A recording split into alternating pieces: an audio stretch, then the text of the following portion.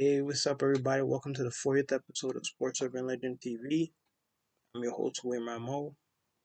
And, on today's show, we're going to talk about, my reactions to, the Steve Cohen and Sandy Alderson press conference that went down a few days ago.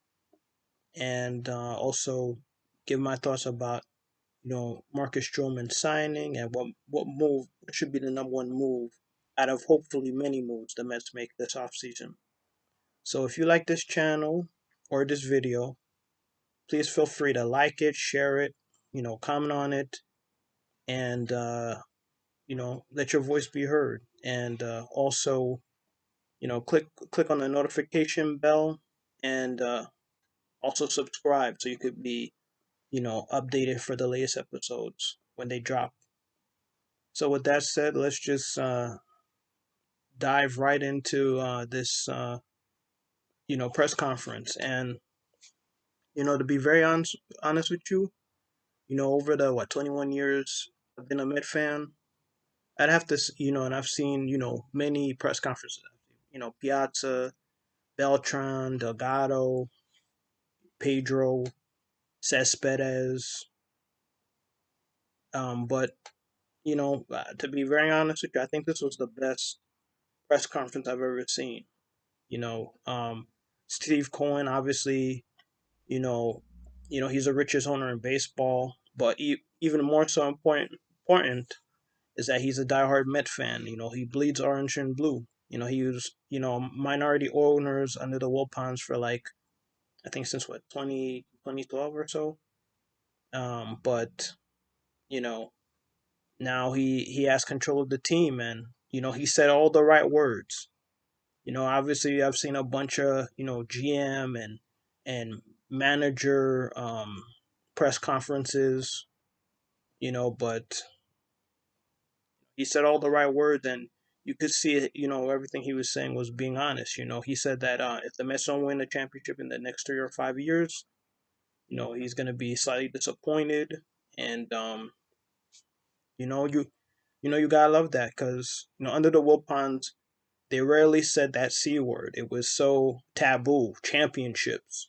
It was always about playing meaningful games in September, you know, but, you know, it's a new era, you know, and Steve Cohen, he said the right things. Like, they're gonna spend the money. They're gonna finally operate like a big major league team.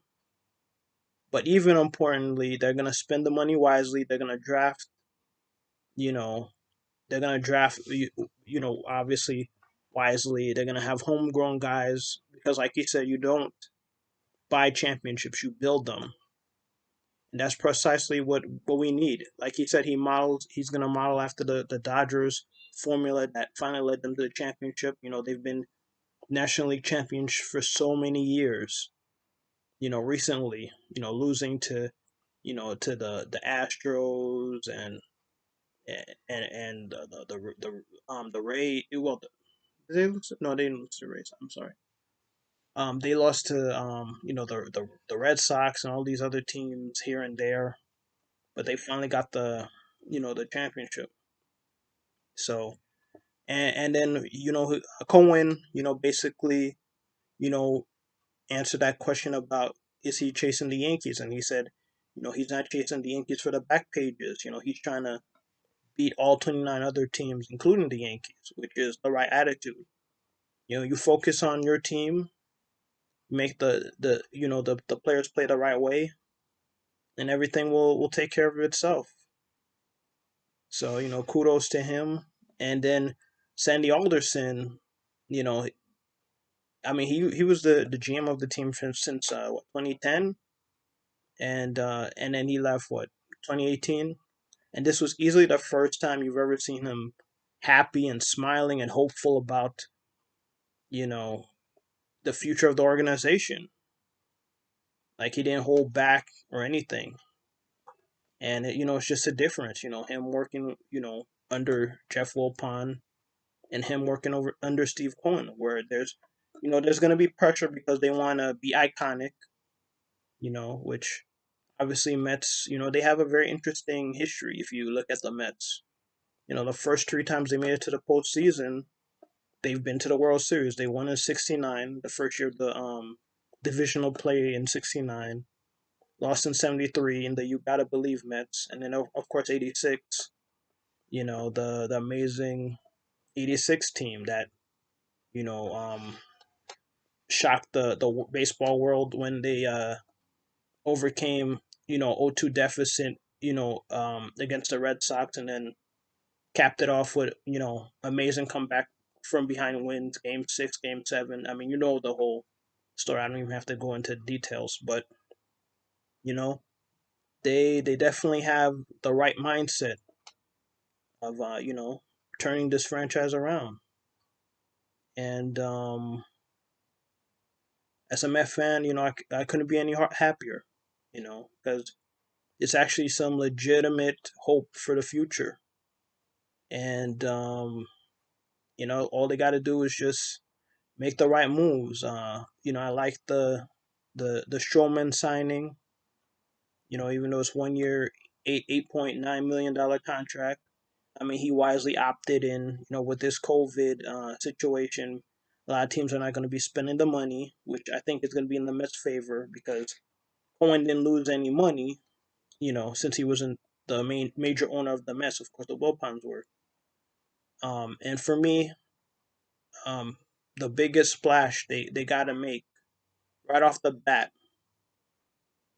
is signing Trevor Bauer. I mean, they've been the past couple of days. Sandy Alderson and Trevor Bauer has been flirting with each other. You know, in social media about how they both would fit well in New York because Trevor Bauer is an entertainer and he won the Cy Young Award last night. So congratulations to him, well deserved. I wish obviously I wish DeGrom would have got the three-peat, but you know let's be real. Bauer, he had the better year, so he deserved it. And DeGrom's last start, for his standards, was kind of pedestrian. So that basically ended any chances of him winning it. I think DeGrom finished third on in the voting, first place voting behind Bauer and Darvish. Um, Also, so yeah, they definitely gotta get Trevor Bauer because then you'd have a powerful, potent rotation. You'd have the Grom, you'd have Syndergaard, you got Stroman, and then of course Bauer.